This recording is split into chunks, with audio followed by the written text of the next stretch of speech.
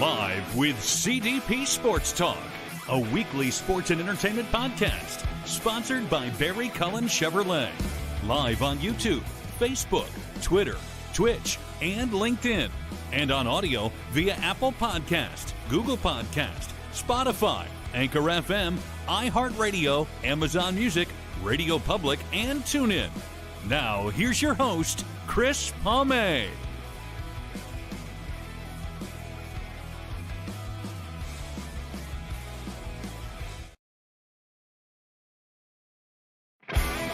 Live with CDP Sports.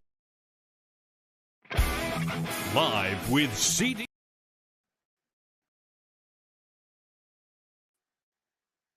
Good afternoon, everybody.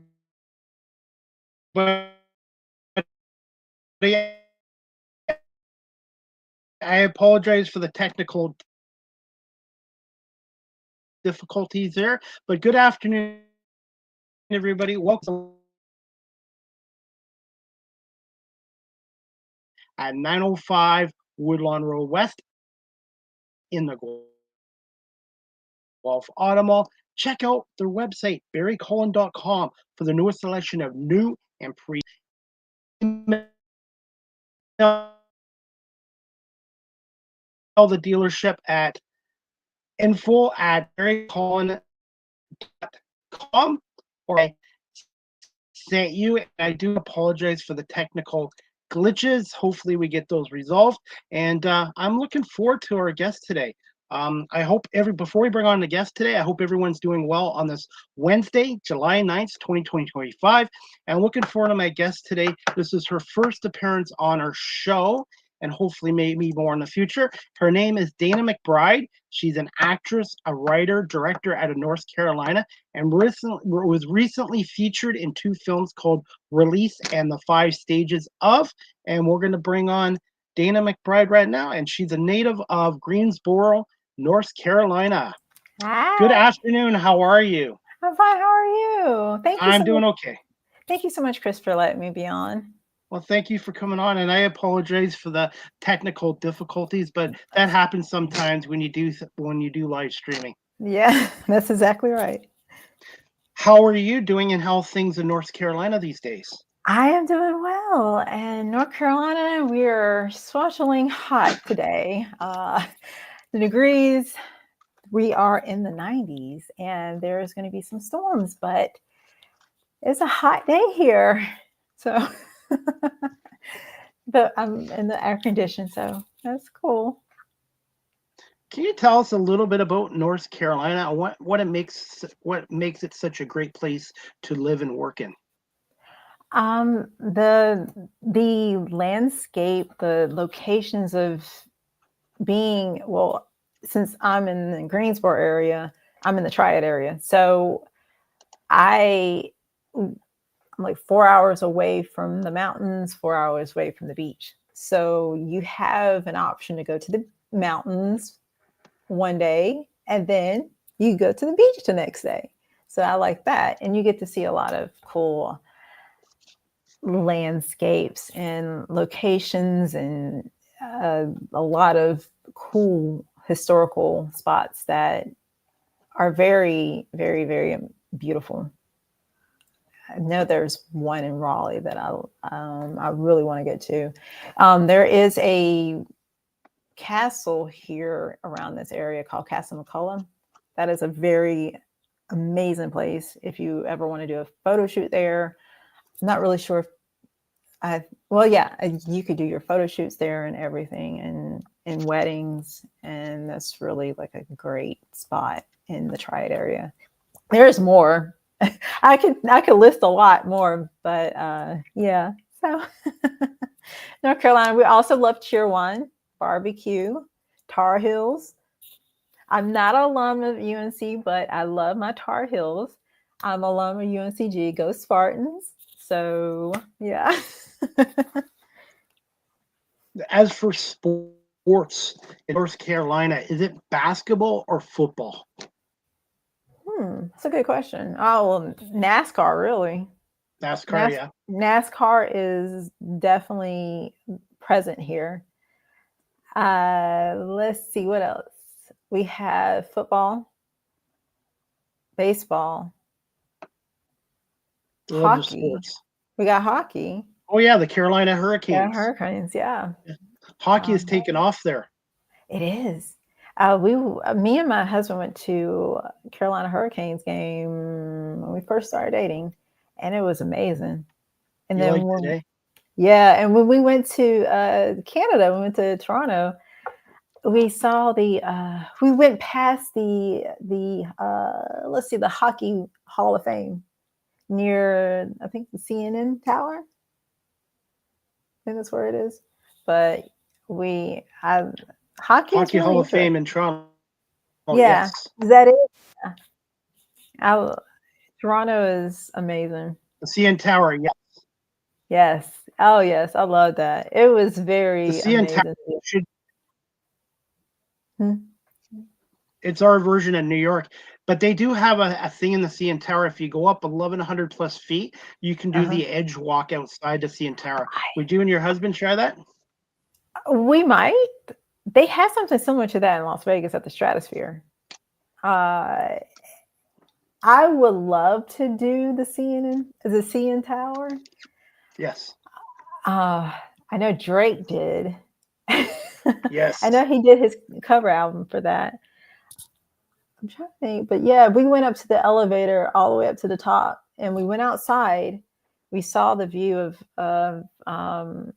is it Lake Ontario. Yeah, Lake Ontario. When we're looking at that, it was gorgeous. It's just something magical about it. Well, hopefully back again in the future. I hope so too. I would love to come back. I would love to get beaver tails. I would love to just go back to Toronto, just to be in there and eat some poutine. I love it. I just love Canada. And so it's just amazing there. It's just beautiful. On a good day, when you're up the CN Tower, you can actually see Niagara Falls from there when you're up Oh, on the really? observation deck. Yeah. Oh, I didn't know that. We did go to Niagara Falls as well. Oh, And did you get to check out the wineries in Niagara Falls? no, we did not. There's over. Go ahead. We would love to. I know that we haven't drank in a while, but it would be nice just to see it, just to see how it is compared to what Americans do in their vineyards, and if it's different or if it's the same or whatnot. There's over 100 wineries on Niagara on the Lake. It's basically our version of Napa Valley. You know where Napa is Yes, in California? It's we went to basically, and then we also have a wine that you can't get in the States. It's called ice wine. Ooh, that It's like sounds. it's a dessert type wine that was originally started in Germany, Austria, and Canada. And it has to be the perfect winter conditions to do ice wine. It's kind of a really crazy process, and that's why it's a little more expensive than your traditional red and white wine. You said it's a dessert wine, so how does it taste? It's very sweet. Ooh. So if you like sweetness, ice wine's for you, but it's a little bit more expensive than the regular wine.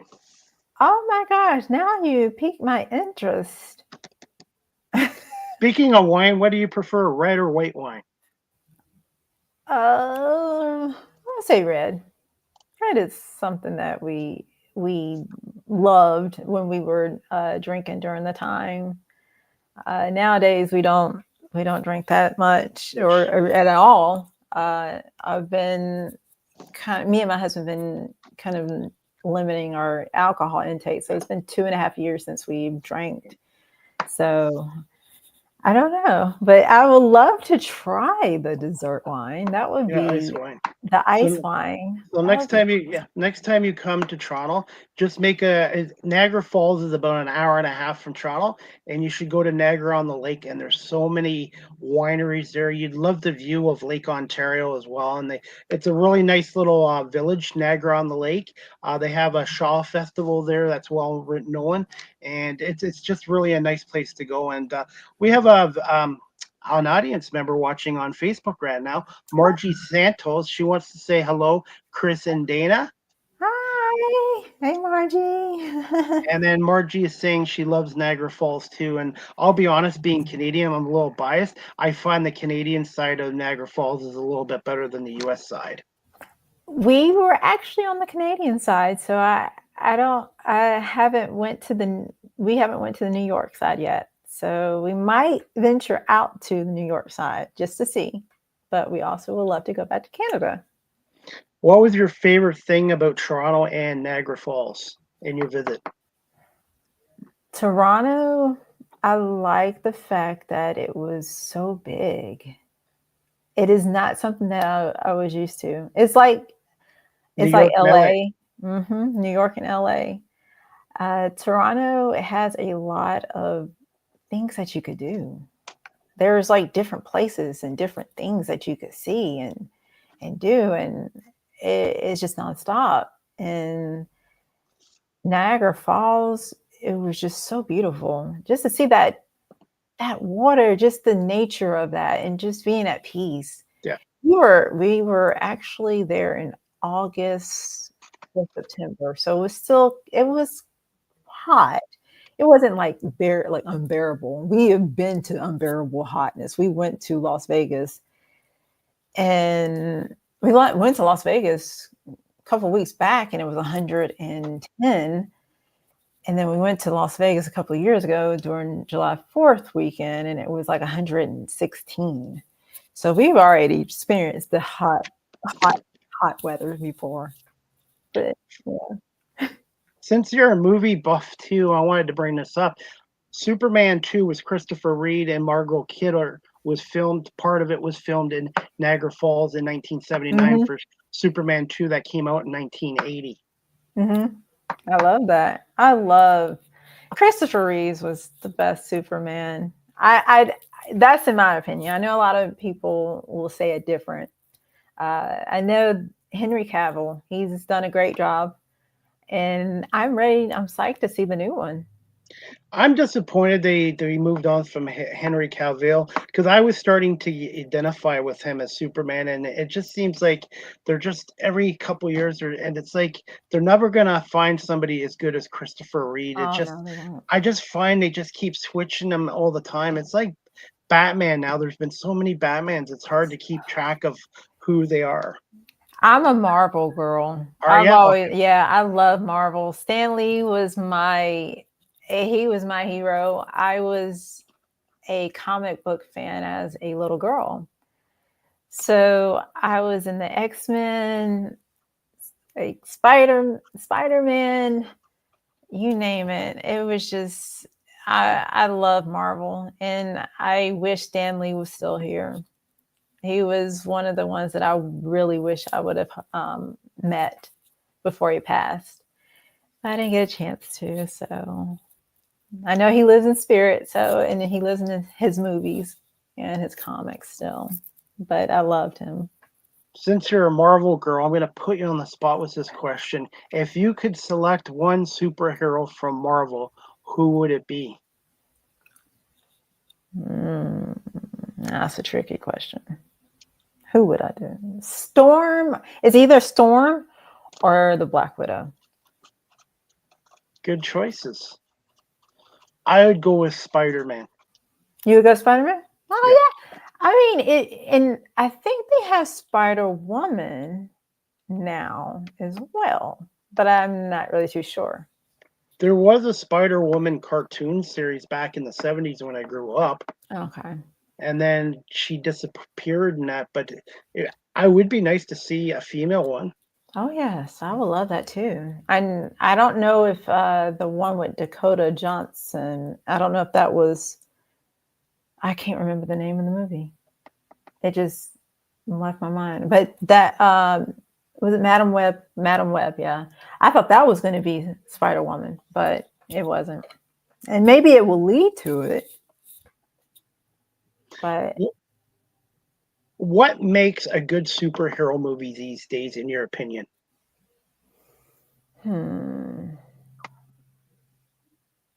They have to be like really, I think empathy is what I consider a superhero, being empathetic towards your victims, the ones that you're saving, as well as for the villains. You find empathy for it. And I like the fact that most of them are going towards that path of being empathetic and showing what society is about. Uh, I like the ranges of different supernatural abilities that they have. I know with Storm, she has the lightning. I know with, let's see, I'm trying to think of other famous comic book characters. I can't really think. That's something I really need to think about later, because that is a very good question. So I'm going to put you on the spot here too. Superman is coming out tomorrow on July, actually Friday. I keep thinking today, Thursday. Comes out Friday. Do you feel the Superman can live up to the expectations of the past ones? I think so. James Gunn, he's done a great job. He's done Marvel and DC. So I've always liked his approach of how he directs and how he tells a story. I've been a James Gunn fan for a while, and I think Slither was his movie that I actually fell in love with. And it was just really, it's great to see that he is evolving into the comic world. And hopefully he will continue to be in the comic world, because James Gunn is really genius about it. There's other directors too, but James Gunn, I think he is the face of what a director for the superhero movies are. And I hope that Superman is good. I'm ready for it. I'm psyched to see it. 2 points I wanted to make. Oh, go ahead. I was going to say, yeah, and also Miss Rachel from Marvelous Miss Maisel is going to be Lois Lane. So that's perfect. I love her. What are your thoughts on the shrinking movie theaters? Do you see eventually they'll all be gone because of live streaming, or do you think movie theaters will come back at some point? I think movie theaters will come back eventually. I think that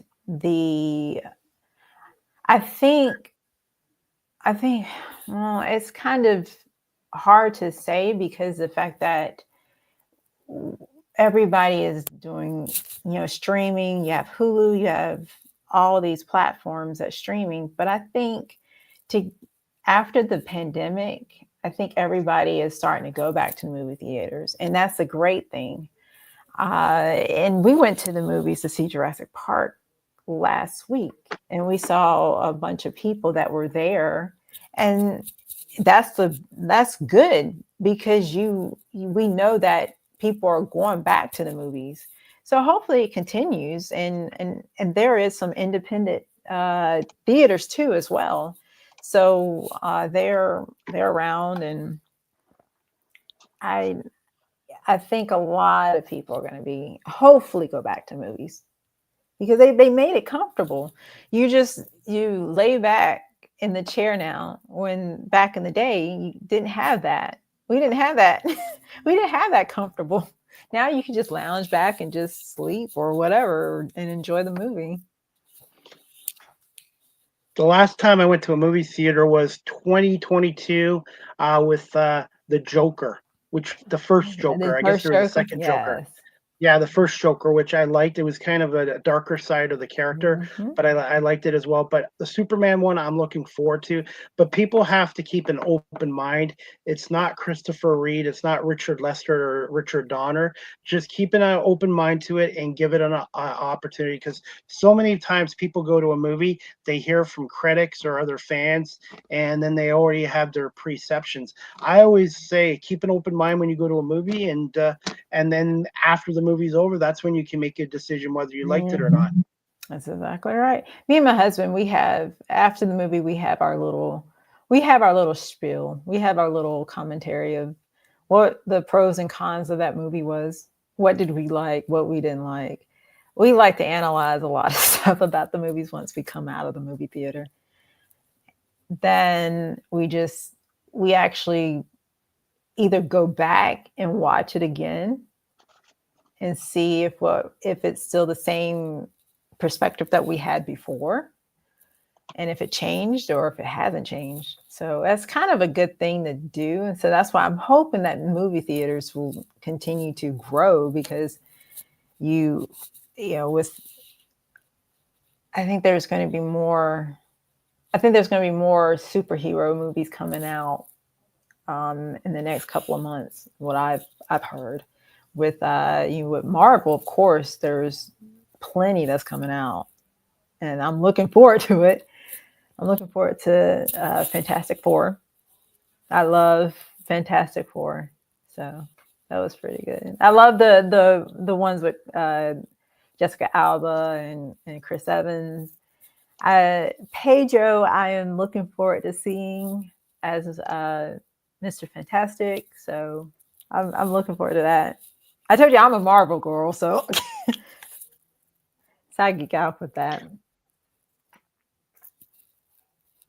I like Marvel in DC, but I would say if I had to choose, I would go with DC over Marvel, but I do like Marvel as well. By the way, we have another audience member watching on Facebook as well. He's from Buffalo, New York. His name is Robbie Schneider. He has his own podcast show, and he wants to say hello, Chris and Dana. Great show, and he's a Buffalo Bills fan too, by the way. Okay. I always say go Bills, but go Bills. But I'm a Raiders fan. Raiders fan? Oh my God. That's okay. That's okay. Raiders fan. Since we love going to Las Vegas a lot, Raiders became, I was like, maybe Las Vegas Raiders. I was a Dallas Cowboys fan because that ran in my family. That was always our family. My dad's side is a Cowboys fan, so either I might come back to the Cowboys, or we wouldn't get along. I'm an Eagles fan. You're an Eagles fan? Well, I love anybody. Let's just put it that way. I love anybody, no matter what team you're for. I love anybody. So, Dana, you were talking about you and your husband after you go to movies. Have you guys thought about having maybe a once a month podcast show and do a movie review of a podcast? That's something that we probably will be discussing in the future. It's something in our books, in our to-do list. So we might do something like that. We'll see. I'll talk to him about that and see what he says, and we might do that. So yeah, I'm gonna put you on the. I thought of another question to ask of you as well. Mm-hmm. I want to get your opinion as well. What makes a good director, producer nowadays, and as well as a good actor, actress? Producer and director, communication is always the key. Also, well, communication for actors as well. For directors, I think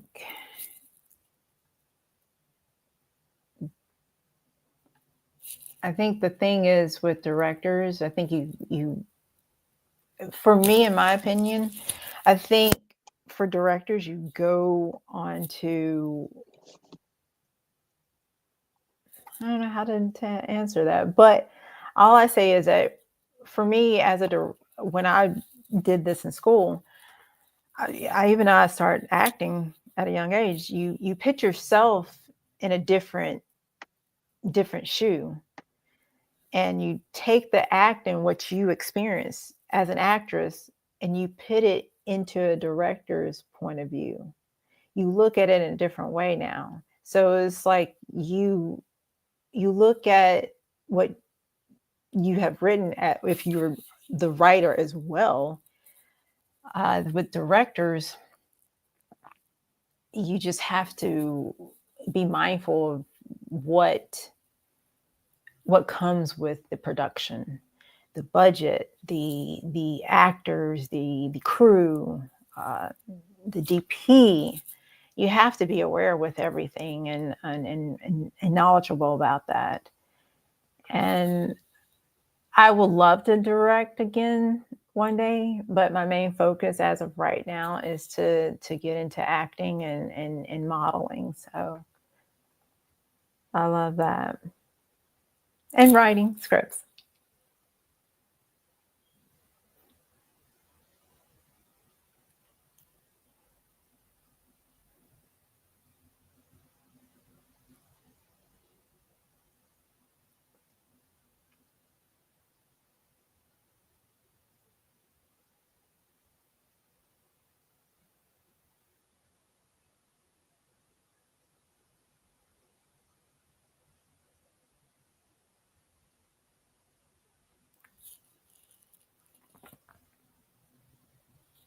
Dana, I am back. I am so sorry. There was an That's issue. okay. That's fine. It was a stream. I use StreamYard, which is like Zoom, and I Uh-huh. guess they're having some issues today. So I'm not going to touch my virtual background the rest of the show. And I do apologize and thank you for your Nice. patience.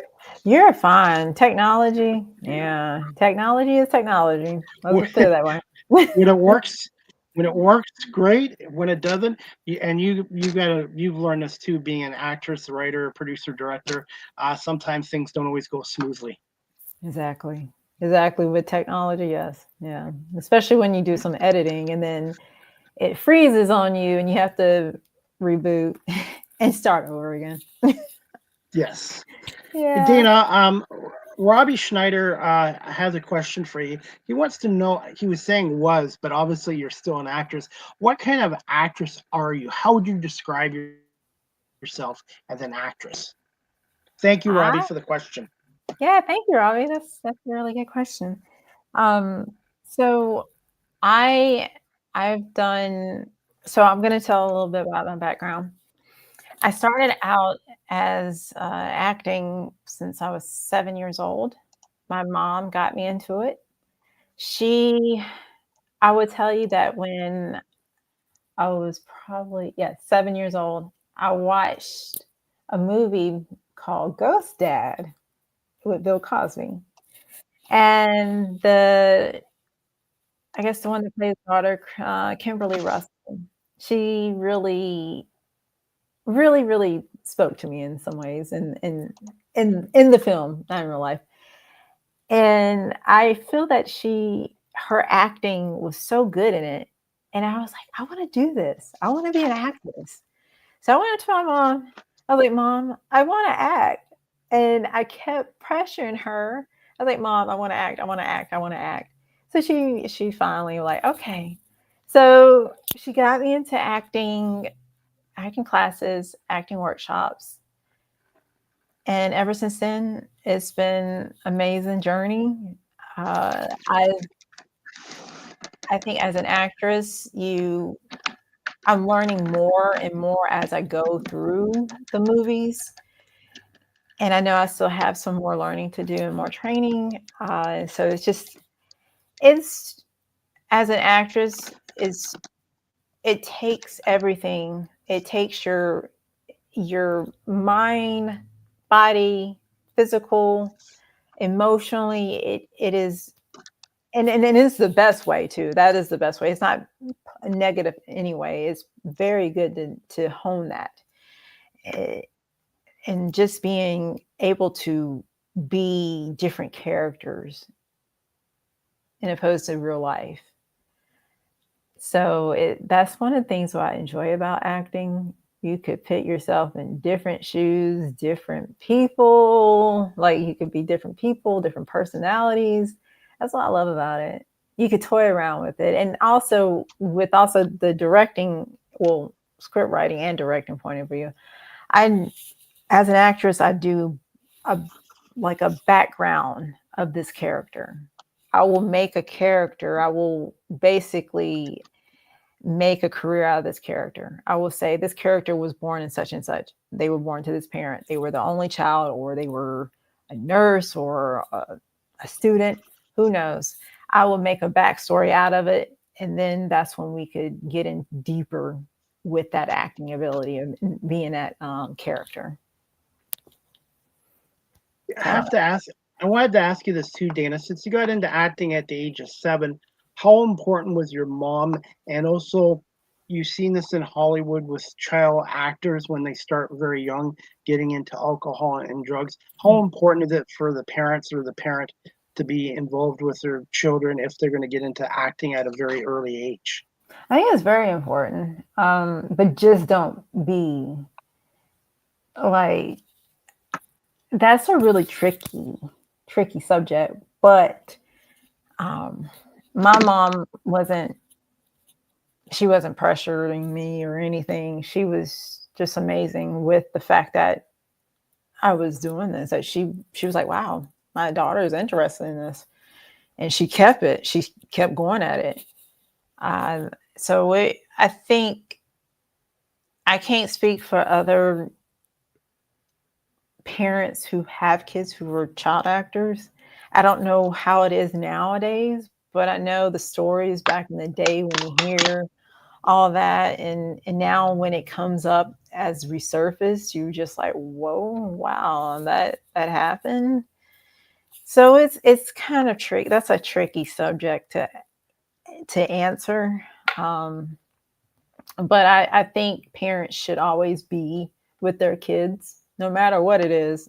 They should always be with their kids, and that's how I view it. Do you remember the first time you performed in front of a live audience? Yeah, I was in elementary school. I did a play. I was a lead in this play. I went to a traditional elementary school, which was basically like it wasn't global or anything like that. It was more like we had different things and different things than different other public schools didn't have. We had Latin classes, Spanish classes. We had drama, art. We had everything. And when there was one play that I did in 4th grade, I auditioned for a part it was a Greek mythology play. And I was auditioning for Ceres. I think that was Ceres, or the goddess Ceres, or Demeter. I can't remember the goddess name, but I auditioned for that. And I remember this one line, and it says, "No, no, let me go." And I did it so well. And I was like, "No, no, let me go." Everybody was impressed. And they were like, "Oh my gosh." So they didn't cast me as the daughter. They cast me as the mom who was the lead. So yeah, that was the first time I've ever been on stage. That was in 4th grade. Did you have a little bit of stage fright? No. When I was little, I didn't have any fear when I was little with going on stage or being in front of anybody. Very comfortable. I was very comfortable. So it was just like, oh, okay, I'm gonna do this. So when I was in elementary school, we did a lot of plays. And I do thank our elementary school for that. I hope they still continue doing this. It really did help me out throughout the years. And I did it throughout middle school and high school as well. College, I didn't do too many theater or drama. I was basically, I went to community college after high school. I got an associate degree in communications. Then I took a break and went into acting professionally, and then went back to school and got my bachelor's in media studies at UNCG.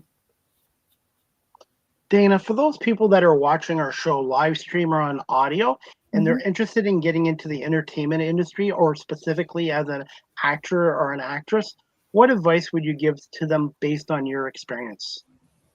I would say go to classes, find a good acting studio that you could go to. Take classes, take workshops, do some training at home. There's books, there's YouTube that you could look at, develop a character, develop a backstory for your character and work on it. Continue to hone that craft, even if you are still acting, or if you're beginning and even a seasoned actor, continue to go to classes. It's always good to hone that craft and to continue to learn new stuff and show it on film that you learn this. So as an actress going into it, I would say you have to be very confident, because this is a very competitive field. Be confident. Know that everybody says that they're afraid of doing it, or I can't act. You never know until when you try. That's all I say. You never know. If you're just even a background extra, try it. You never know. You might get bit by the acting bug. So I think dedication, hard work, just having a group of people around you too, surrounding you and supporting you, is always a good thing too, as being an actress, because you do need the support. And also you need to be each other's cheerleaders in the acting industry, and off the even in your personal life too. But in acting, I'm always someone's cheerleader. I'm always everybody's cheerleader. I want everybody to be successful and to succeed, and I cheer for the ones that succeed, and I continue to cheer for everybody, because we have to be each other's cheerleaders, basically. And I tell everybody in the act industry, be confident, be each other's cheerleader, be positive. You got this. That's all I can say. Now, being an actress and an actor, when you do a role, how important is it to stay in character? And when the filming is done for the day, how difficult is it for some people or yourself to get out of character?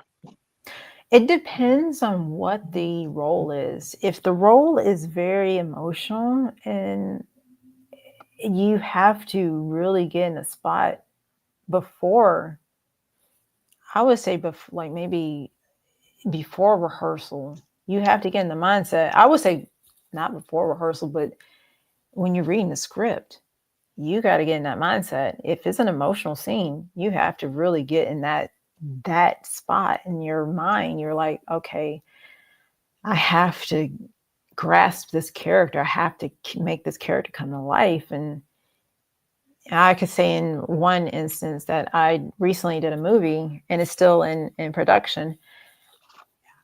It was my very first time actually being very vulnerable and emotional, and I had to really get into it. And it was a great feeling. And I would say after doing something emotional like that, put some music on, do yoga, meditate, do something to keep your mind away from that emotional state. Because sometimes people can let it fester if you don't get out of that spot, if you don't get out of that emotional spot from that character. So that's why I always do like yoga, or I'll put some music on that I like. And that's how you could get out of that. But that was one of the examples that I could think of, because it just depends on what the script is about. So that's how I feel. Dana, can you explain to my audience what script studying is and how important it is for an actress to do? Script study and analysis is that you read through all of the script, read every little detail in the script, go back and then reread it again, look at what is in there that's very important for the audience. So you could have that in your brain and say, okay, I got to point this out for the audience to see. Script analysis, I love it because the fact that you could go into your character, you understand everybody in that film, and that you understand it.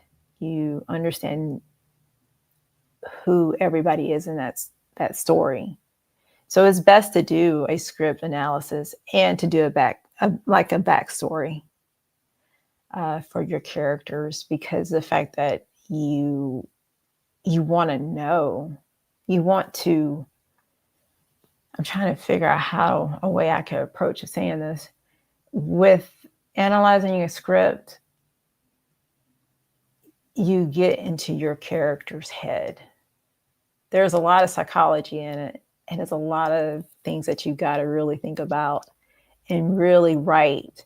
I write down the pros and cons of my character, and I write my backstory too as well for the character after I read the scripts. And then also I read the other characters, what they are going to be and what their significant part is in that particular scene or throughout the script.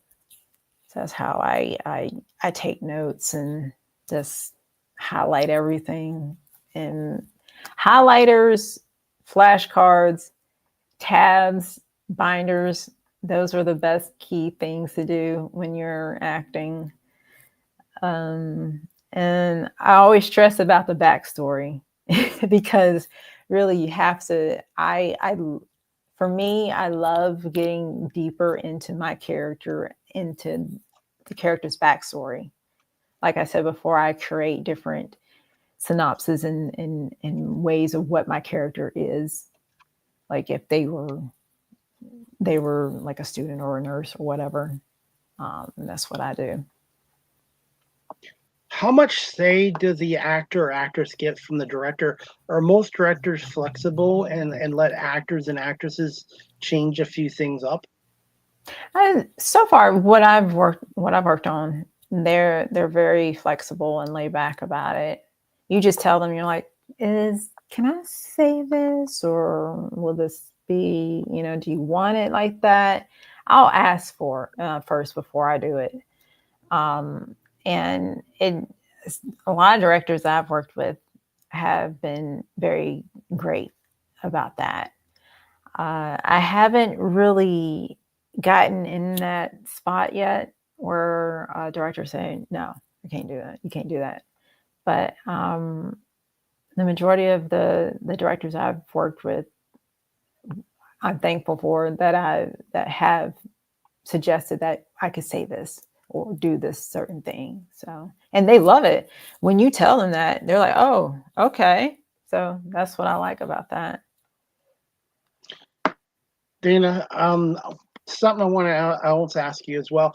How do they come about the outfits and the wardrobe for the characters in the films that you've been in so far? Either it's on the actor's part. There is a wardrobe stylist or a wardrobe assistant that does email you and say, this is what we want. And then I either have it in my closet or I'll just go and buy it. Sometimes they do have the costumes or the wardrobes there, but most of the movies I've been on, I've provided my own wardrobe. I'm basically more of a more in the indie filmmaking in the indie world. So indie and student films that I've been doing. So basically, I've only bought my own clothing or either had to provide it myself. What's a daily day like on a set? Very hectic. You have the crew, you have the director, you have the AD, you have everybody around. It just depends. It all depends on who you are with, and it depends on the role and the script.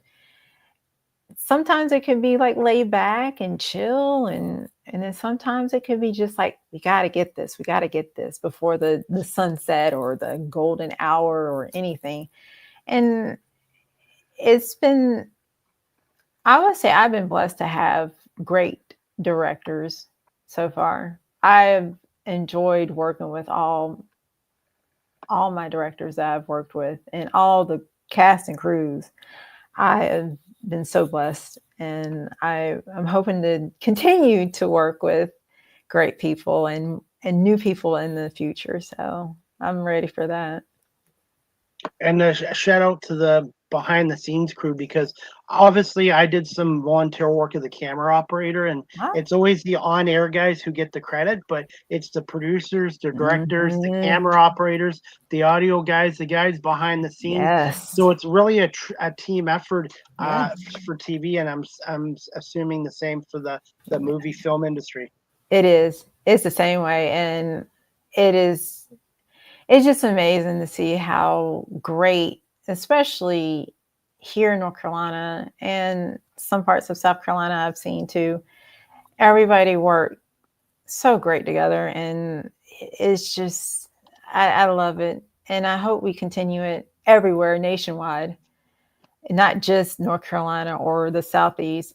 I just hope everywhere we could just, collaborate and continue to collaborate in a positive way, because that's what it is. We have to continue being positive and continue to be each other's cheerleaders and be positive about it. Who were some of your early influences and mentors, and some of your favorite actors and actresses growing up? Let's say mentors.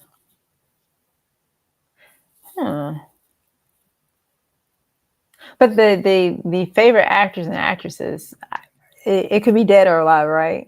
Yes. Okay. So Steve McQueen is my favorite actor. I enjoy his work.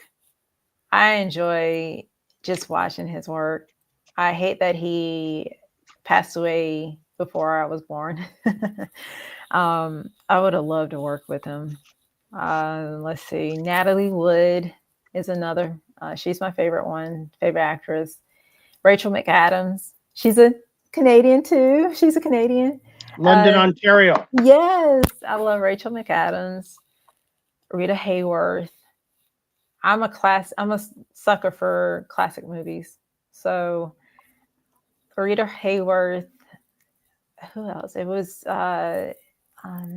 Josephine Baker.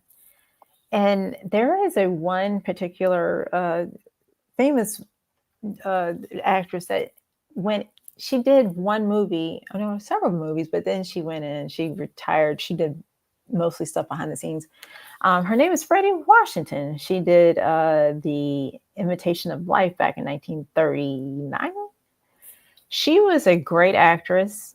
I was following her career, and she ended up, not acting after her performance in Imitation of Life in 1939.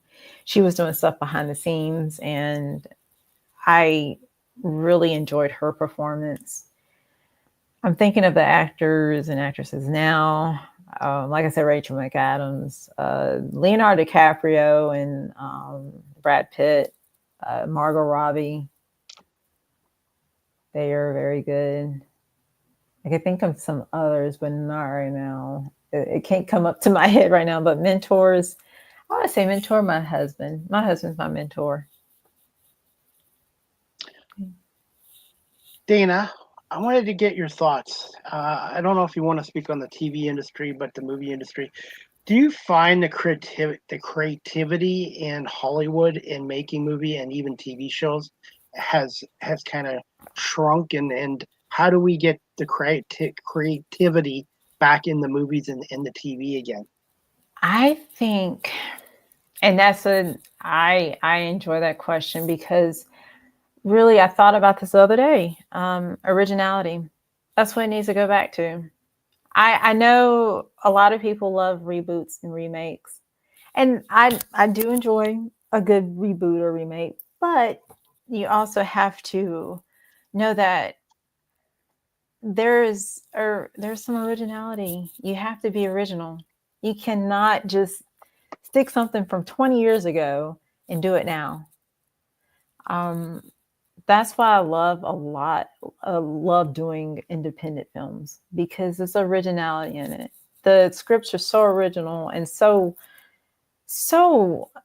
just, I love it. And it doesn't show anything about a reboot or a remake. It is something purely from someone's heart and someone's soul. And I hope that Hollywood does get back into that, because back in the day, that's when I would say before everything, was all reboots and remake and comic world and everything. We had these original films. We had things that were just so original and so great to see. And I hope we get back to that, because you can't do too many reboots and remake. I mean, they're trying to I think while I was reading, they were trying to remake Clueless, but I'm not 100% sure. So I don't think you need to remake certain movies. keep it to the minimum. What? Oh, go ahead. I'm so sorry. No, it's okay. I agree with you. And I wanted to get your thoughts on this too, because it's affecting a lot of industries now, not just the movie and TV industry, but AI. Do you see a point where a lot more movies are going to be made through AI in the future? Yes. Yeah, I do see it. And it's starting now. And that's I can see that there you can use AI for certain things, but not a whole movie where there's actors and talent crew and cast, and you have so much talent in front of you. You don't need a computer to generate that. So and that's something that is another tricky subject, because there's a lot of people that will love to do AI movies. For me, I would think AI should be appropriate, in my opinion, for different types of things, instead of being a whole movie or a commercial or TV show made out of AI. And that's what's it takes away the actors and the directors and the script writers and everybody. It takes their jobs away. It takes their ability of being creative. Instead of using a computer, use your mind to be creative about it. So that's just my opinion.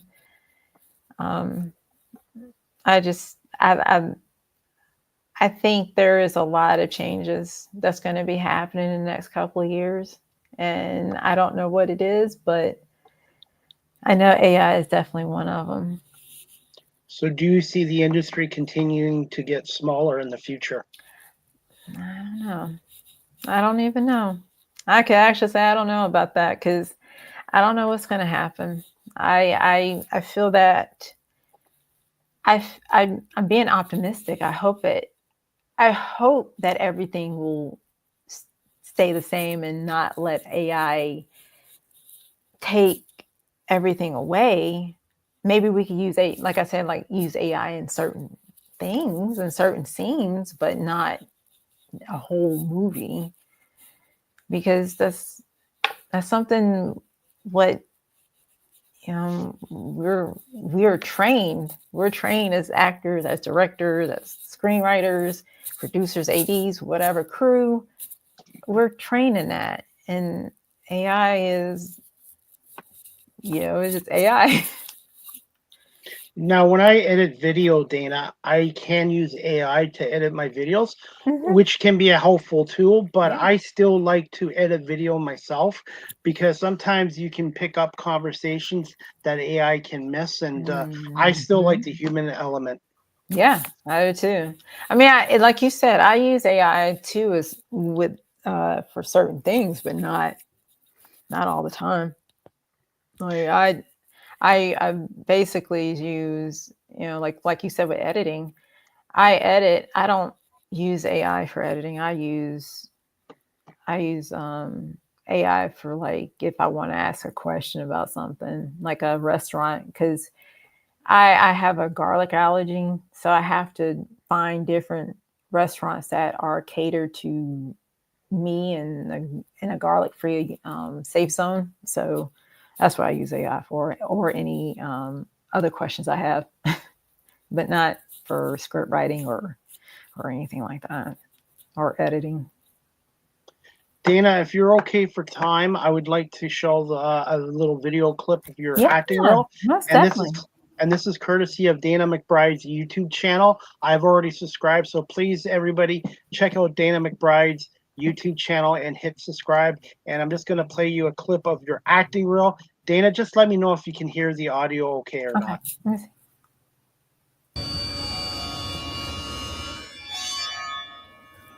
That's good. The audio's good.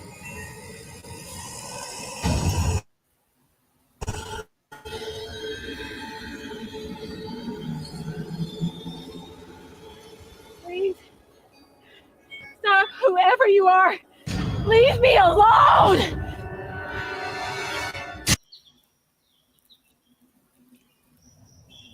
Want some company? Depends. Are you pure? Does it really matter what I say? It all really comes down to trust, right? Said the spider to the fly. Merry Christmas, honey. I'll be waiting for you in heaven. Halloween is supposed to be about love and respect for our fellow men and women equally. It's about friendship, new love, old love. At least not the way you're accustomed. What are you getting at? I'm thinking about something grander this time. I've warned you, Carla. Imagine the headlines. Most powerful politician in the state revealed to be a submissive.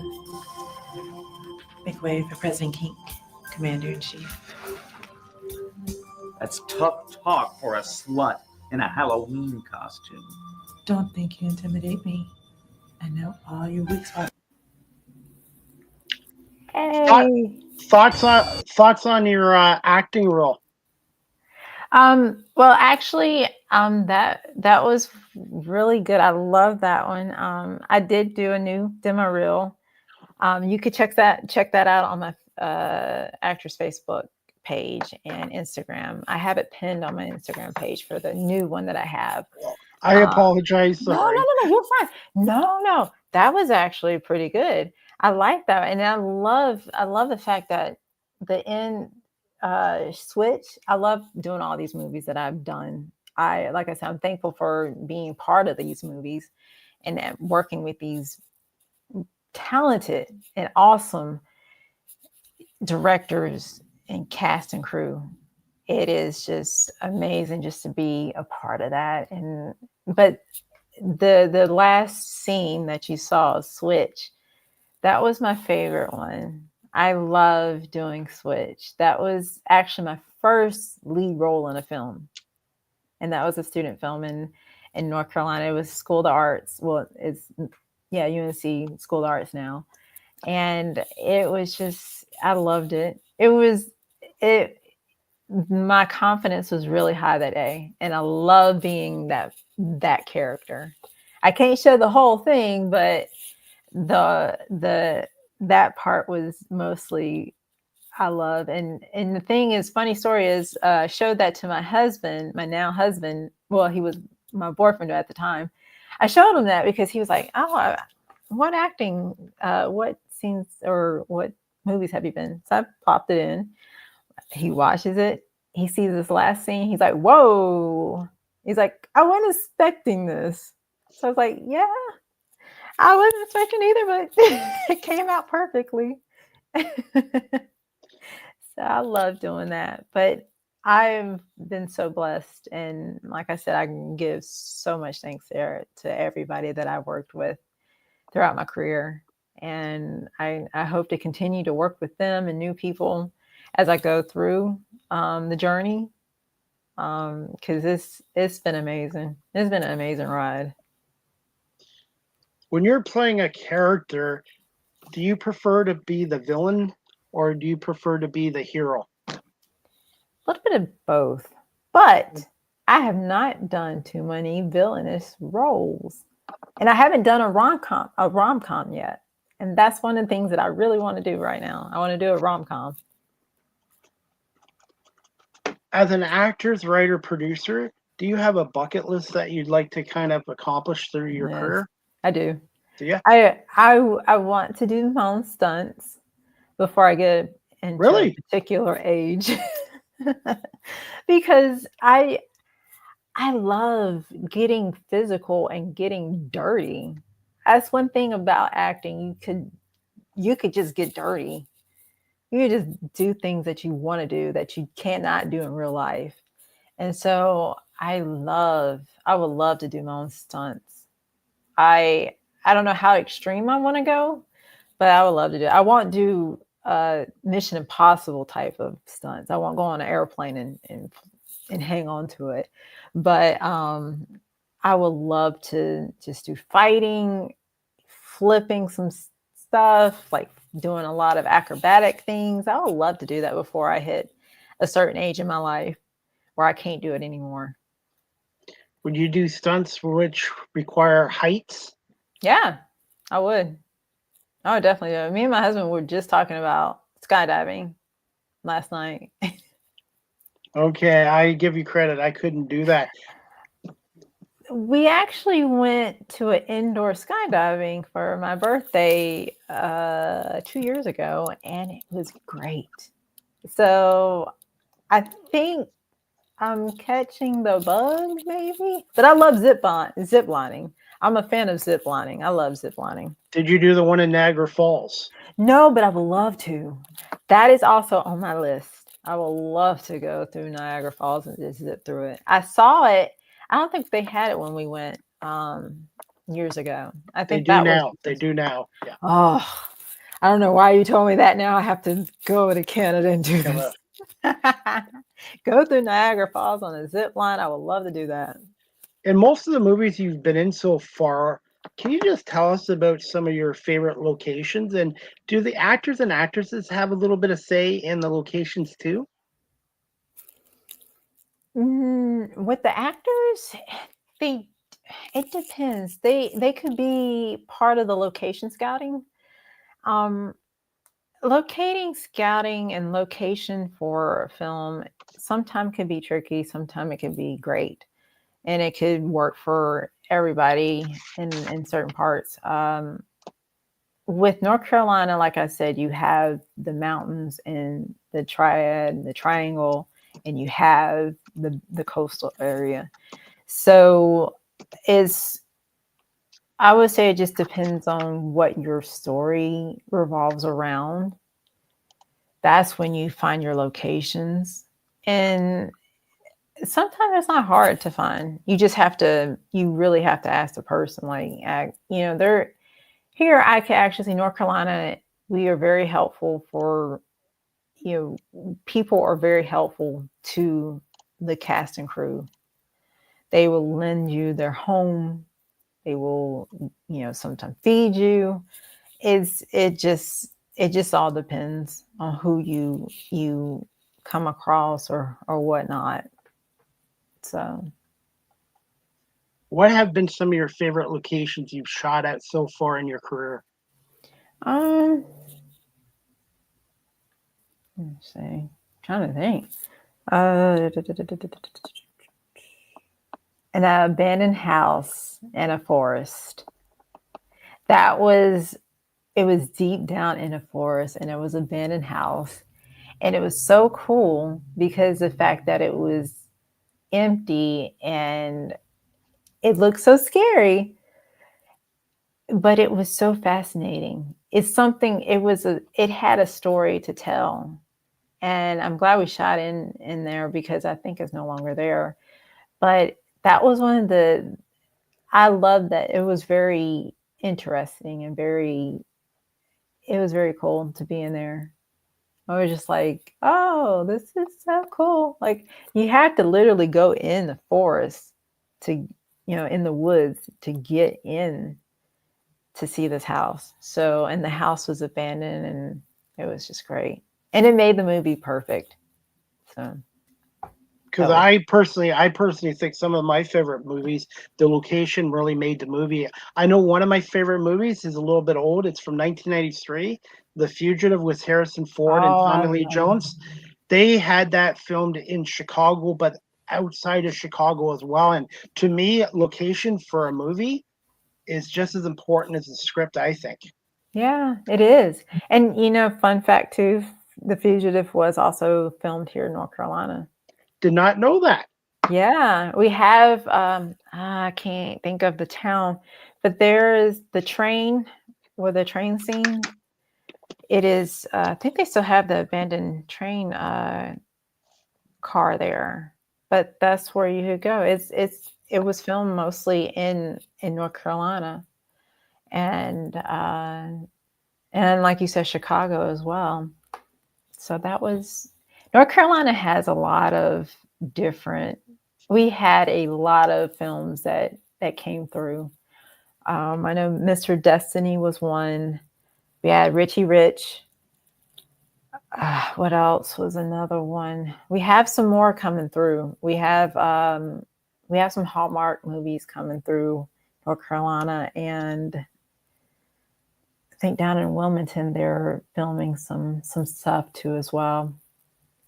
So, I have another viewer. He has a question for you, Dana. uh-huh. Wants to know what was life like during COVID as far as filming, and if all filming ceased, that was a great time to write a script. Yes, filming did cease. There was some people that I knew that did virtual movies. They did they filmed their movie through Zoom. So that was great to see that they still continue doing it. And then writing, it was basically, I was writing scripts during COVID. I had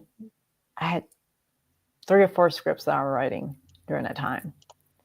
And I still need to continue to finish it, but I did finish 2 during COVID, and I would love to finish the other 2 that I had.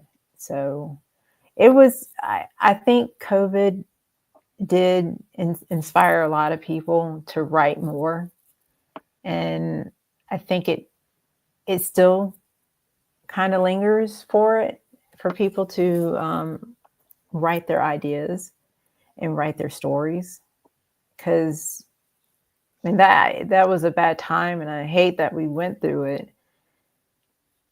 And I think we learned a lot from it, and we learned about ourselves as well. In writing too, when I did it, I learned a lot about myself when I was writing my scripts. So it was kind of a time where you could reflect, and you couldn't grasp what was going on. I was actually working in the medical field, and I didn't go home. I wasn't working from home. I was actually out there. So I didn't really have, I was out in the COVID field. So, but when I had the time, I did write my scripts. So. What makes a good writer, in your opinion, and how would you describe yourself as a writer? What makes a good writer is I would say I don't know how certain writers is, but this is what I do. I write out anything that I have in mind, like whatever is in my mind, I'll write it out and then later polish it. I would get inspired by different things. Like there were some things during COVID that I was inspired by, that I wrote about. What makes a good writer is that you do your synopsis, do your research on a lot of things. So do a lot of research. Do a synopsis, do a backstory of your characters, of what you're going to do, like what, when, how, and why. Do that.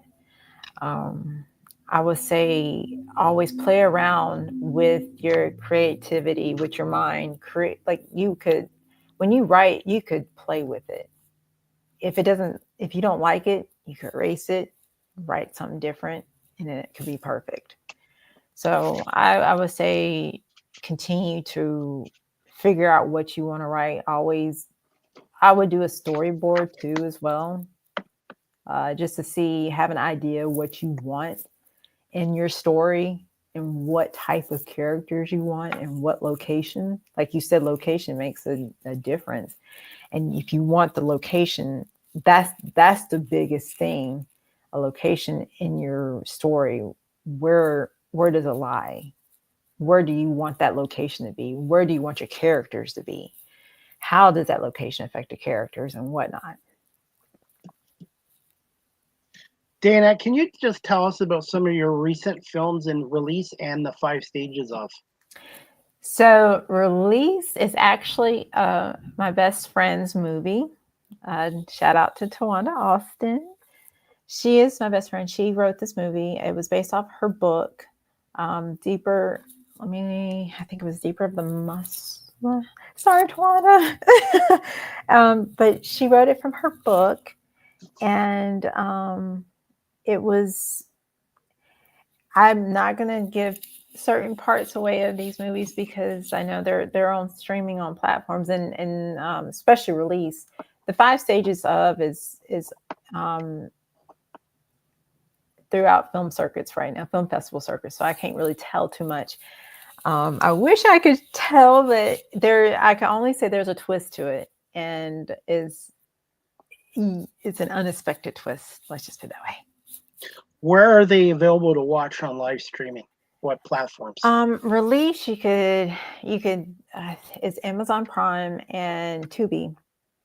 5 stages of, we don't know yet because it's still in the film festival circuits. Once it's off film festival circuits, then the director could put it out in different platforms and everything. And the director was Glenn Listener. So thank you, Glenn, and thank you, Tawanda. And I have other films that I've done that I'm thankful for and so happy to be a part of and was a part of. 32 films you've been in so far, correct? Yes. That's what I think. Yes, I think so.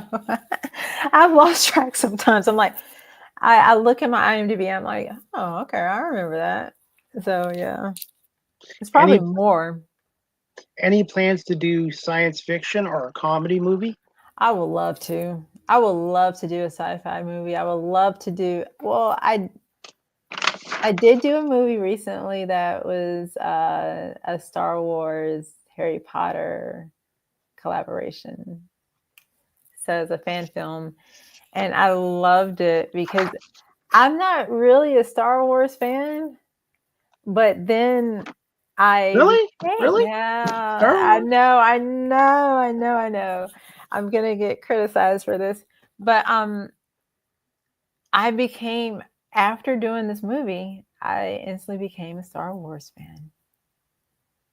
So I would love to do more of sci-fi, just anything comedy. I would love to do more comedy. I would love to, like I said, rom-coms. I would love to do that. There's other action movies I would love to do. That would knock the stunts off my bucket list. So if I could do an action film, I would love to do that too as well. I'm gonna put you on the spot here. What's your favorite science fiction movie? Star Trek. Star Trek. Mm-hmm. Old school Trek or the newer Star The Trek? newer one. What? Well, the newer one. The newer one. I would say the You newer know one. Captain Kirk? Captain Kirk's from Montreal. William I know Shatner. William Shatner. William I was, Shatner. and William Shatner. I had a crush on William Shatner when I was young. So, yeah, my dad, he loves Star Trek, and my husband do too. And I used to, when I was little, I used to watch with my dad Star Trek. He loved all of them, and my husband loved all of them as well. And I hope to see more of the new ones. I think they said that they were going to make a new one. I'm not really 100% sure, but I think that's what they were saying. But I liked it. It is a great story, and Chris Pine in it. Yeah. Gonna put you on the spot here. Out of all the Star Trek captains, who's the best Star Trek captain?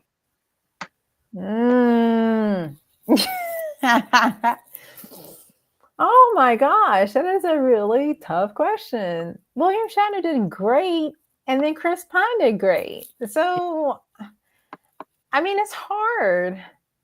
That is really hard to say because both of them are really fantastic as Captain Kirk.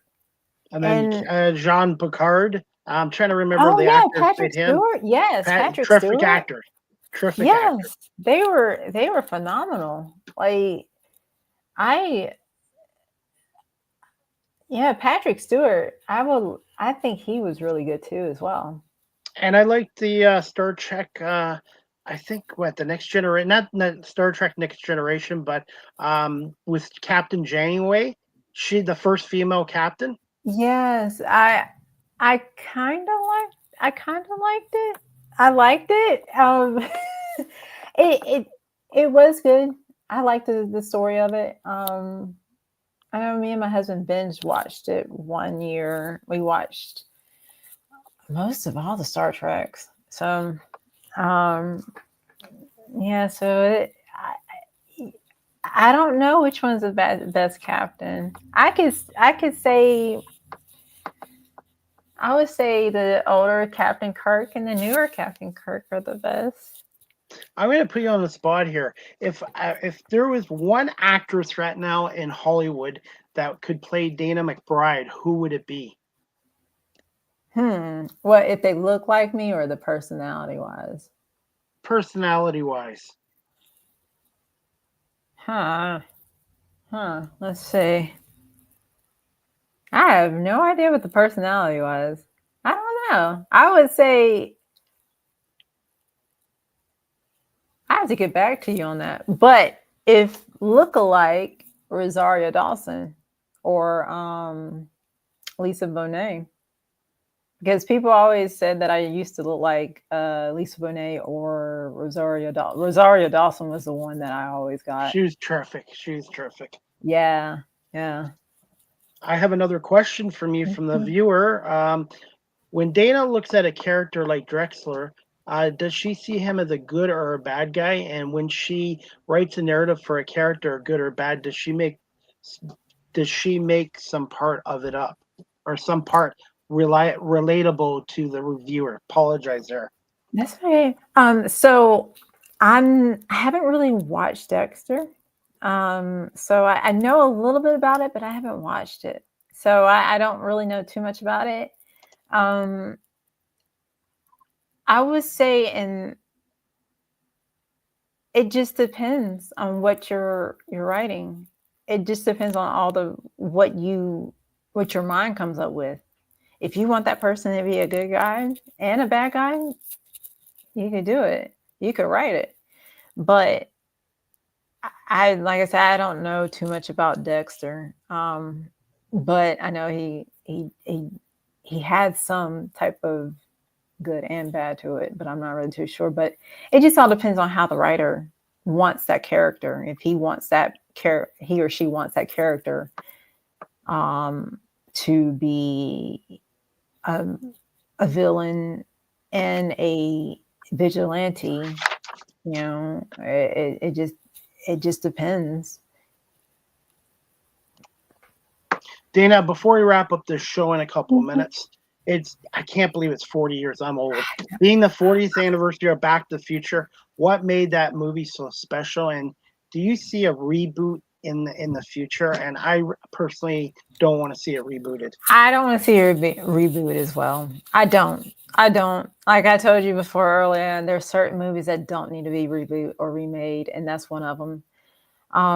What's so special about Back to the Future is that you see these characters go through so much. Like Michael J. Fox was brilliant in this. Him and Christopher Lloyd would just it was just their chemistry was just amazing.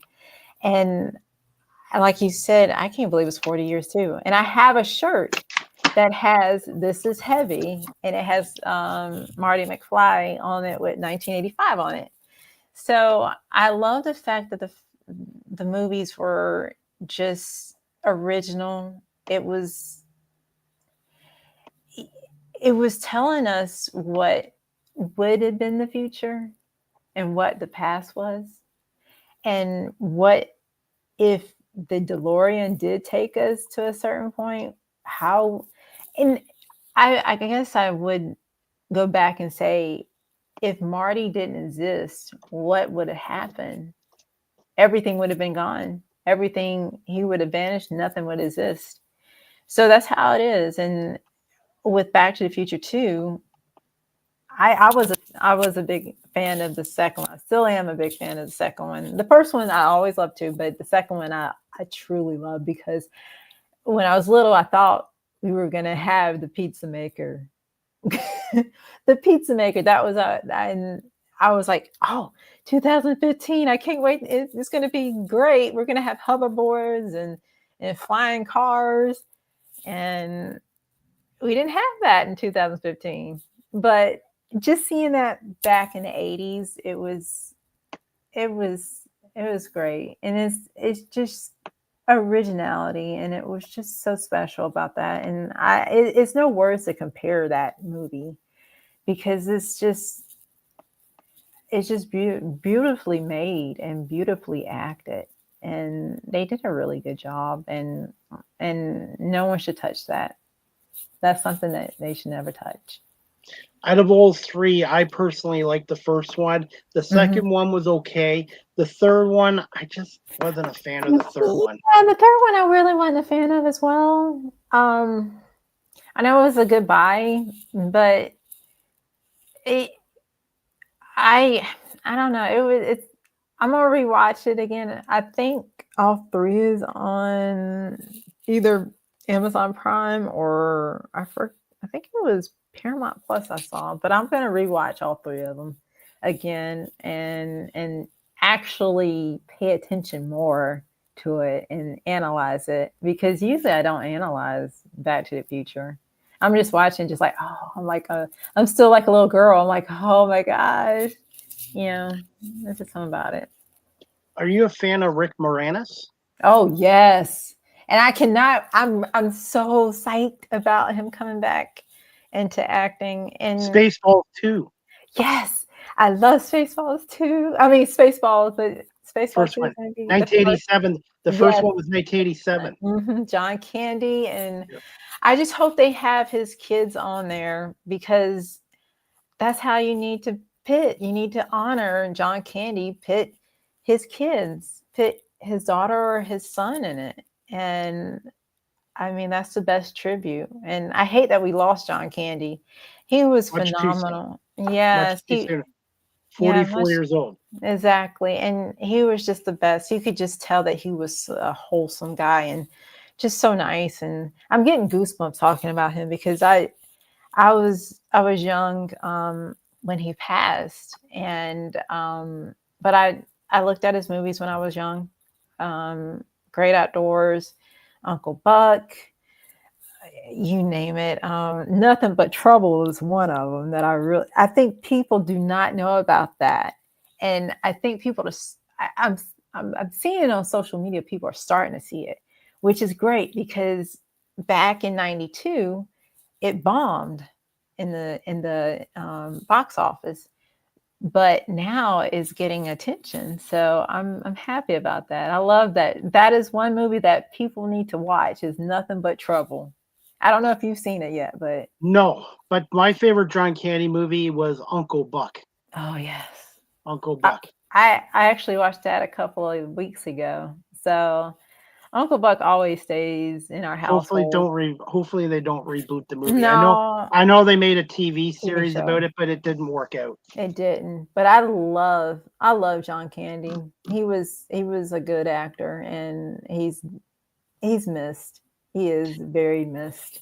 But I love that Rick Moranis is coming back out. And Did you like his Disney movie? yes, Honey, I Shrunk the Kids. Yes, I did. I was a fan. What made that movie so great? The fact is, as being a little kid, you're seeing these kids going through adventures in their lawn as being small. He invented something to shrink them, and they just go on adventures and just seeing the ant. I actually went to Disney World years ago and was in the I rode the Honey I Shrunk the Kids ride, and it was kind of, I don't know if they still have it, but you feel a whiff of air like a bunch of rats are coming underneath your foot. So I love that. But it was, I would say everything back then was all originality. Hopefully they don't. I know they had sequels, but the sequels weren't as good as the original one, and hopefully they don't reboot it. I hope not either. By the way, I am working on one of the actresses. I'm hoping, fingers crossed, one of the actresses from that movie, Amy O'Neill. I'm working on her. Yes! Hopefully to come on my show. Hopefully, I'm fingers crossed. Oh, I hope so. If you do, tell her I'm a big fan. I will. She's on Instagram, Amy O'Neill Official. So I followed her there. So fingers crossed, and hopefully I can get her to come on my show as well. I hope so too. I would love to see that, and you know, she was great in it, and I don't know if she's doing acting anymore or whatnot, but she was great. She was in some TV shows as well. Okay. Yeah, she was really good in both. She wasn't in the second one as much, so I think she was in the first one as the main character.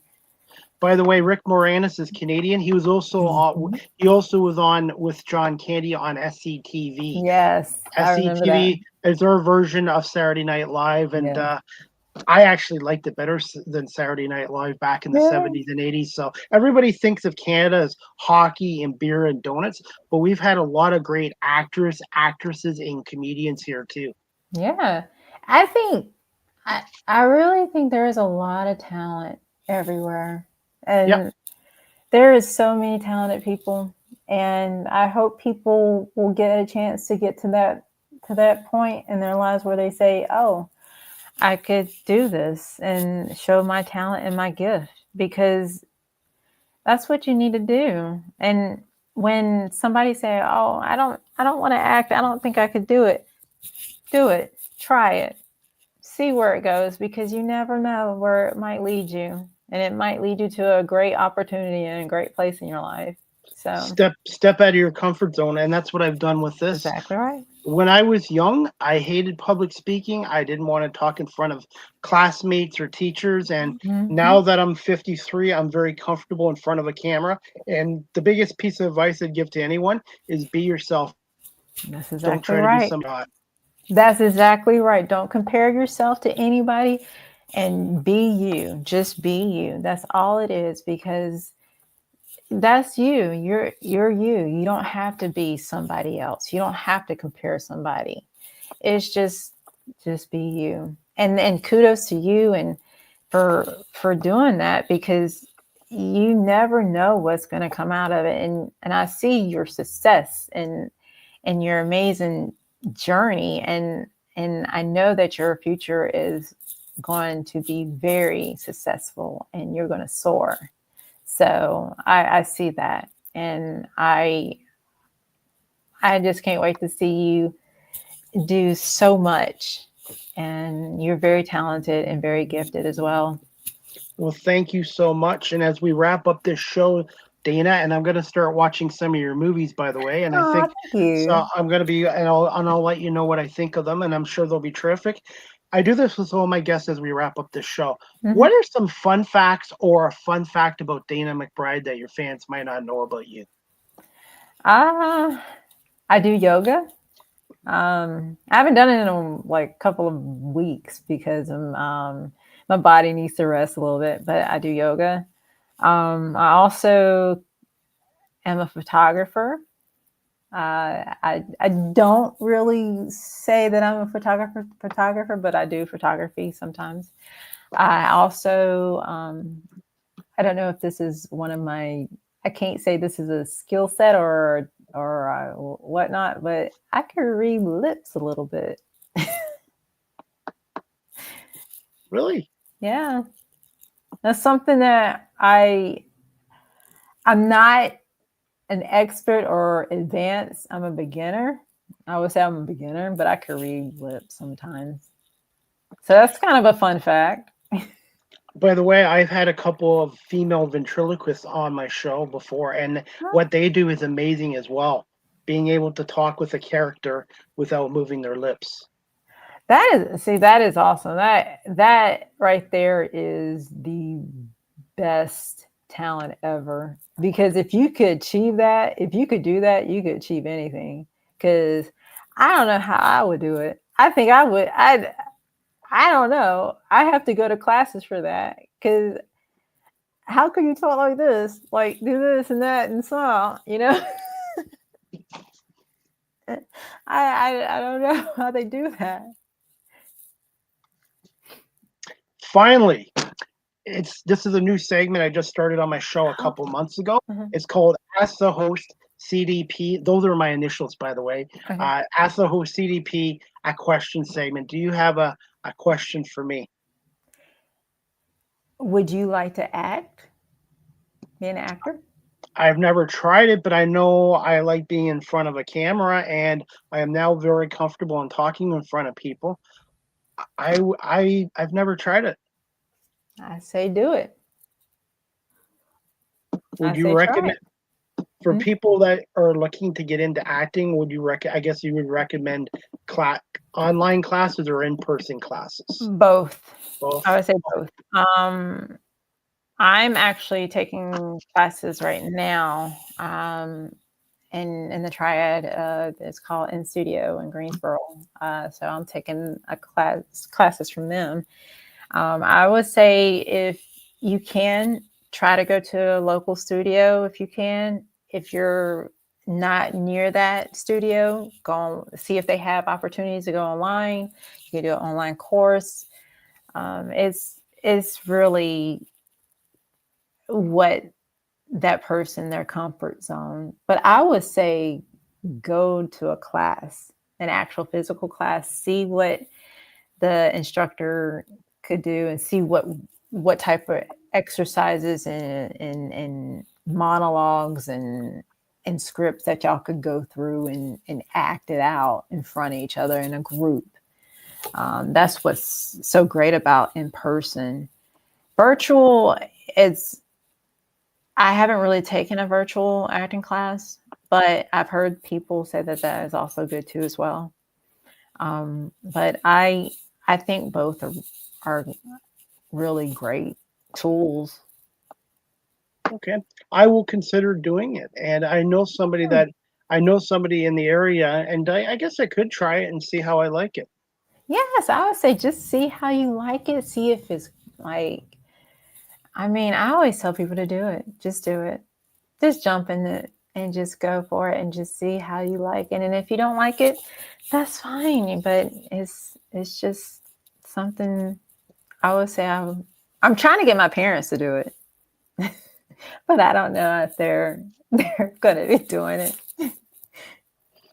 Finally, Dana, what are some of your upcoming projects and where can my audience follow you on social media? And do you have any plans for a website in the future and maybe even a book about your career? So let's see. My upcoming projects, I have some projects that are still in pre-production. We are, we hope to start filming again, and I do have some in works right now, but I haven't really have anything set in stone yet. Let's see, the audience, where they can find me on social media. You can find me on Instagram. Also my actors Facebook page, Dana McBride actress page. My Instagram, I'm trying to remember what my Instagram, Dana_Willa. And I have it on the ticker below. Oh, you do? Okay, good. Yay. What else am I trying to? I'm no longer on X, so I'm not on X anymore. Okay. So you can't Blue find Sky? me. Blue Sky? Yeah, I am on Blue Sky, but I haven't posted anything on there yet. Okay, I will follow you on Blue Sky. I just joined. Hey, cool. Yeah, I haven't started anything on Blue Sky or TikTok yet, but you could definitely find me on Facebook in my Facebook actors group, my actors page, and Instagram. Those 3 platforms that you could find me on and reach out to me. Social media itself is a full-time job. Oh, Literally, yes, it is. it is. And then I do have plans to get a website started soon.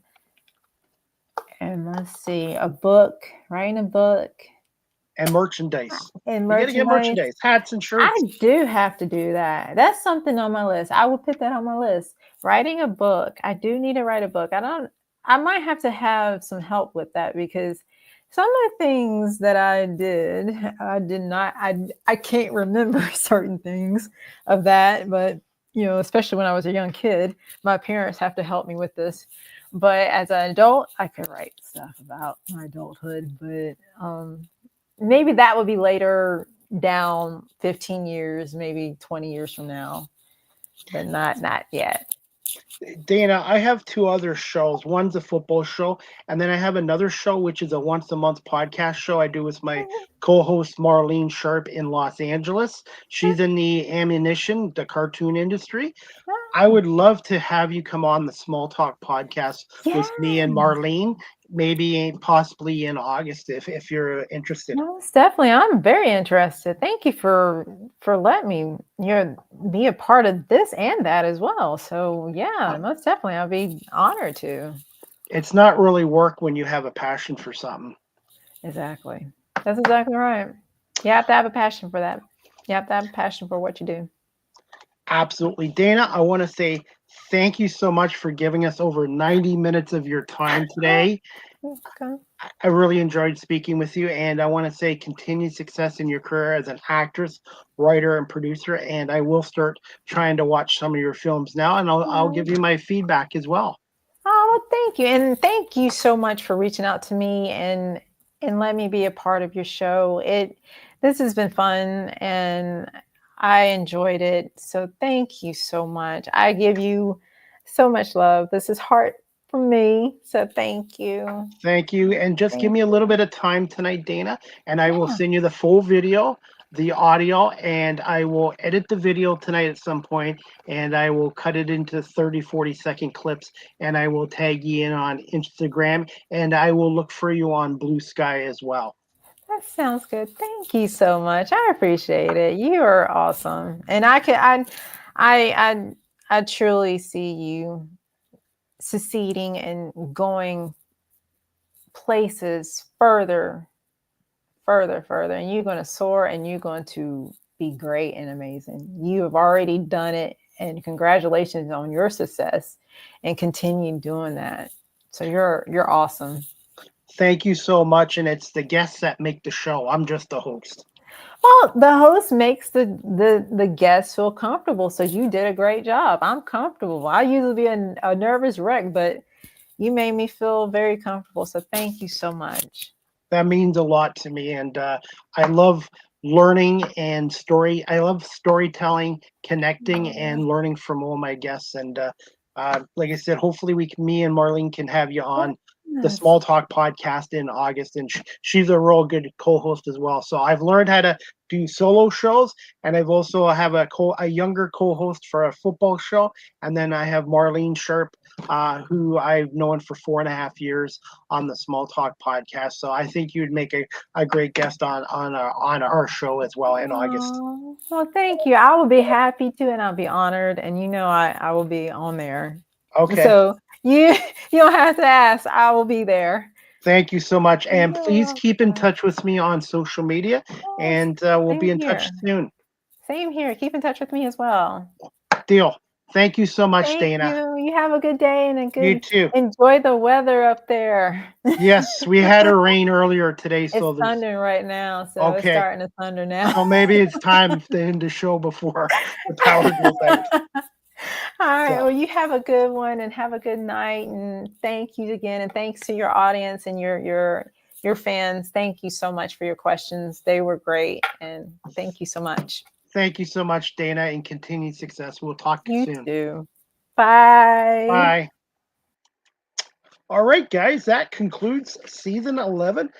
Episode 8, overall 588 of Live with CDP Sports and Entertainment Talk Show, brought to you by Barry Cullen Chevrolet Dealership at 905 Woodlawn Road West in the Guelph Auto Mall. As we wrap up this show, guys, I'm going to play a little interview I did with a former Major League Baseball pitcher. He's now a pitcher and general manager of the Inter-County Baseball League's Toronto Maple Leafs, and he's a former Boston Red Sox pitcher. His name is Dustin Richardson, and this was after the Maple Leafs 9-5 win over the Kitchener Panthers this past Sunday night at Jack Couch Park Stadium in Kitchener. This is Dustin Richardson.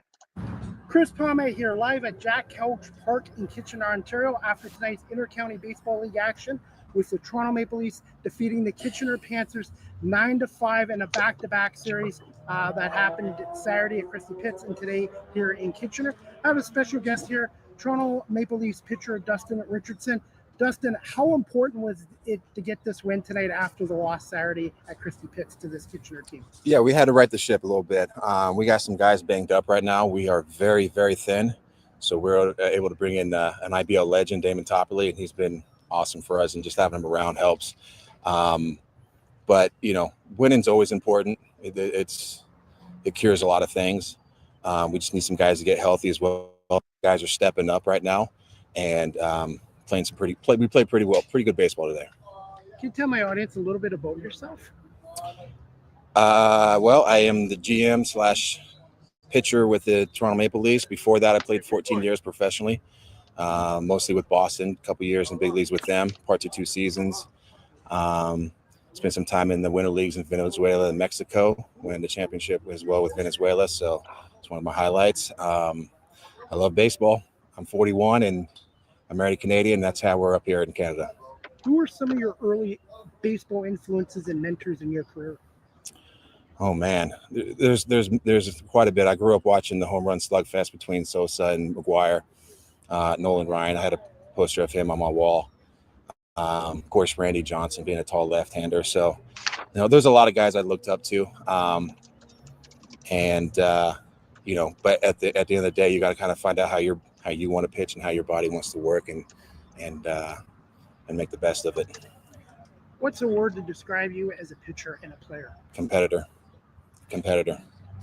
And what are your thoughts on the Inter-County Baseball League overall, the talent in this league with the 9 teams? Yeah. It gets better every year. When I first got here just before COVID, and then during the COVID, there were some good players, but it's grown ever since. And adding 5 imports as well has definitely helped. A lot more Canadian talents is coming around because of what's going on with Major League Baseball, the trickle-down effect with less teams in the minor leagues. So there's a lot of good players here. And, I don't take these guys lightly. If I do, they will get me. So it's good baseball here, and I enjoy it. What are your thoughts on the first woman to play in the Inter-County Baseball League in men's professional baseball? It needed to be tested, and Ayami shows that she can pitch. Obviously she suffers from some biological, standpoints, but if she just threw a little harder, she'd be one of the better pitchers in this league, I believe, because she does repeat her delivery. She prepares. She's very professional about her business and how she goes about everything. But she can pitch, and I think it's just a beautiful thing. We have a woman in this league, and I think every team should have an exemption to have a woman player on their team if they wanted to help promote.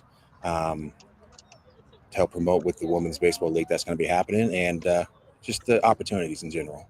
How much has social media and the internet impacted the Intercounty Baseball League? It shows that it's growing. I think you see more fans. You're seeing more fans. There's a lot more excitement around the league, I feel like, this year. Every year since I've been in it. It's growing, and you see it at Christie Pitts at the Hill. You see it in Welland, of course, with Welland coming in and everything they're doing over there, and some other places. So it's an exciting league, and there's some good players here. Dustin, for those people that have never been to a Leafs game at Christie Pitt or an IBL game, what would you tell these fans? Come to the pits. It's beautiful down there. There's something magical about the place. It's a beautiful ballpark. Sitting down on a bowl, and you can sit on the hill. It's free. And you can have a picnic and watch a good baseball game. Finally, thoughts on Rob Butler as a manager, and is there a fun fact about you? About me? Yeah, fun fact about you. Thoughts on Rob Butler? He's okay. No, I'm just kidding. Rob, he's awesome. Just a great mentor for the guys. Good tool to have, bounce ideas off of. Unfortunately, he hasn't been here the past 3 days. But, he's going to be around, and, he's just a good leader. And we enjoy having him around. Fun fact about myself. Wow.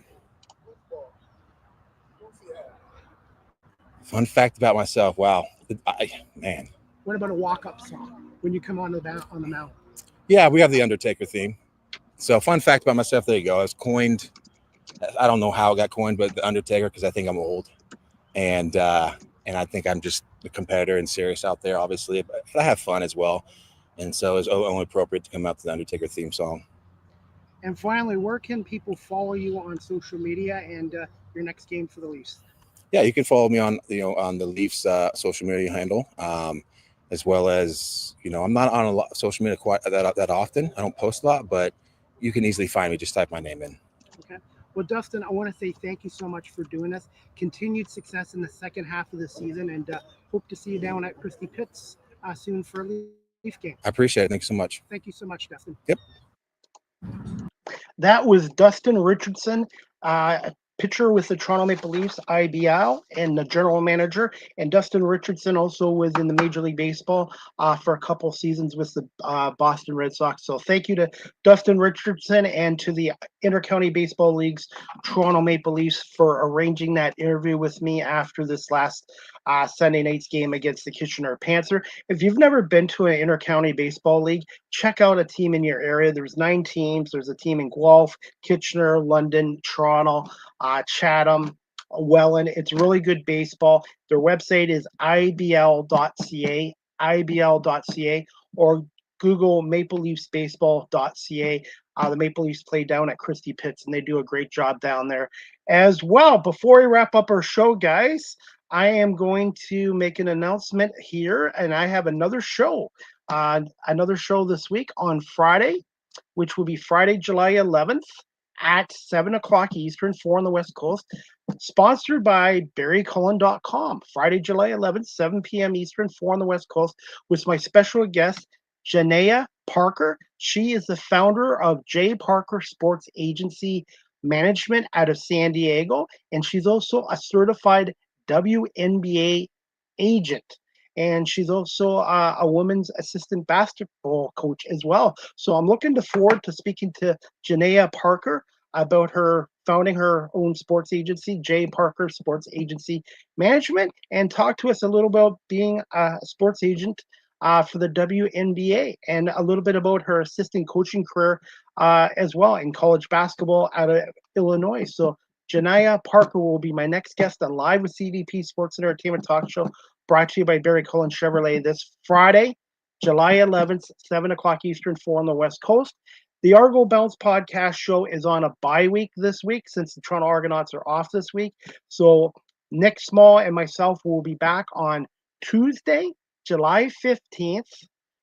Tuesday, July 15th at 7 o'clock. Nick and I will break down the Argos loss to the Hamilton Tiger Cats, and we'll preview the Argos' upcoming game against the Montreal Alouettes on July 13th. And Nick and I will have a special guest on the Argo Bells podcast show next Tuesday, July 15th at 7 o'clock Eastern with a special guest from TSN. So you'll have to tune in to see who our special guest is on from TSN as we talk Argonauts and Canadian Football League action as well.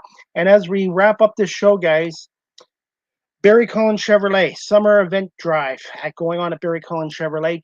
Check out a 2025 Equinox LT all-wheel drive midnight edition, lease from $218 bi-weekly. That's like $109 weekly at 4.9% financing for 24 months with $5,600 down payment on an ultra low kilometer lease. So again, check out the summer event drive at Barry Cullen Chevrolet dealership.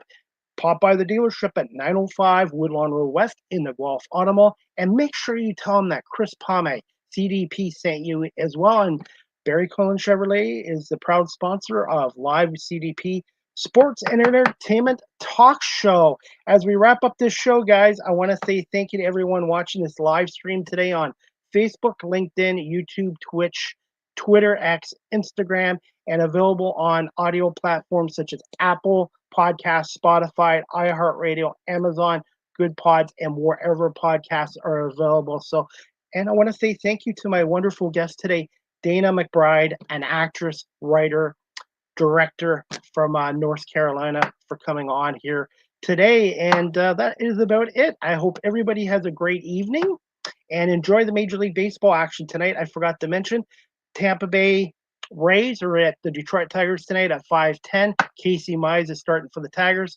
Tigers are 59 and 34, 25 games above 500, and they're 14 games ahead of Kansas City in the American League Central as well. And the Canadian Football League will be back in action on Friday night as well. And I will be down in Hamilton Saturday night as freelance independent media covering the Hamilton Tiger Cats Ottawa Redblacks game at Hamilton Stadium. So make sure you check out my social media pages for pictures, videos, and some post-game interviews from Saturday night's game as well. That wraps up the show today, guys. Again, thank you to Dana McBride, to Barry Cullen Chevrolet dealership, and to everyone for watching and listening to Live with CDP Sports and Entertainment Talk Show. Have a great night, everybody, and we'll see you Friday at 7 o'clock with Janaea Parker from J. Parker Sports Agency Management out of San Diego.